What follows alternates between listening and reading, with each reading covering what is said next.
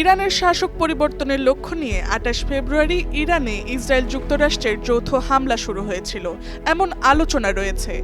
তবে সেই কৌশলই এখন উল্টো বুমেরাং হয়ে দাঁড়িয়েছে মার্কিন প্রেসিডেন্ট ডোনাল্ড ট্রাম্পের জন্য।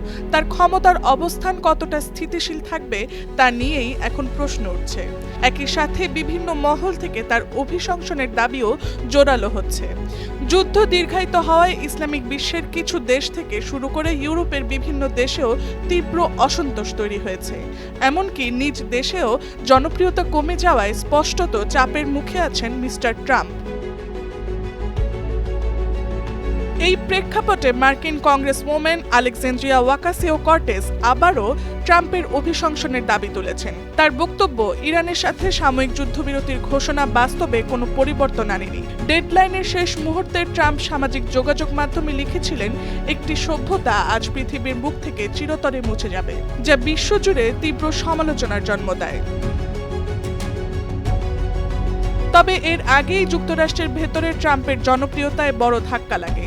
সমালোচকদের মতে $ট্রিলিয়ন ব্যয়ে যুদ্ধ চালিয়ে যাওয়ার প্রভাব দেশটির অর্থনীতিতে পড়েছে। পাশাপাশি তার কর্তৃত্ববাদী শাসনধারা এবং বিতর্কিত আইন প্রণয়ন জন অসন্তোষ বাড়িয়েছে। এরই ধারাবাহিকতায় গত মাসে নো কিংস আন্দোলনের আয়োজকদের দাবি অনুযায়ী প্রায় ৮০ লাখ মানুষ রাস্তায় নেমেছিল। এই ট্রাম্প বিরোধী আবহকে সামনে এনে ওয়াকাসিও-কর্টেজ এক্সে লিখেছেন, প্রেসিডেন্ট ইরানি জনগণের বিরুদ্ধে গণহত্যার হুমকি দিয়েছে এবং সেই হুমকি এখনও বহাল রেখেছেন। তিনি আরও বলেন, আমরা আর বিশ্বকে এবং আমাদের দেশের মঙ্গলকে ঝুঁকিতে ফেলতে পারি না। সরাসরি ট্রাম্পকে ক্ষমতা থেকে সরানোর আহ্বান জানিয়ে তিনি বলেন, তার মন্ত্রিসভা হোক বা কংগ্রেস, প্রেসিডেন্টকে সরাতেই হবে। আমরা বিপদের কিনারায় পৌঁছে গেছি। এর আগে ডজনখানেক ডেমোক্র্যাট আইন প্রণেতাও একই দাবি তুলেছিলেন। যুদ্ধবিরতির পরও তাদের অবস্থান অপরিবর্তিত রয়েছে। ফলে কার্যত আন্তর্জাতিক মহলে এখন প্রশ্ন উঠছে, মার্কিন প্রেসিডেন্টের ক্ষমতার মেয়াদ আর কতদিন টিকবে।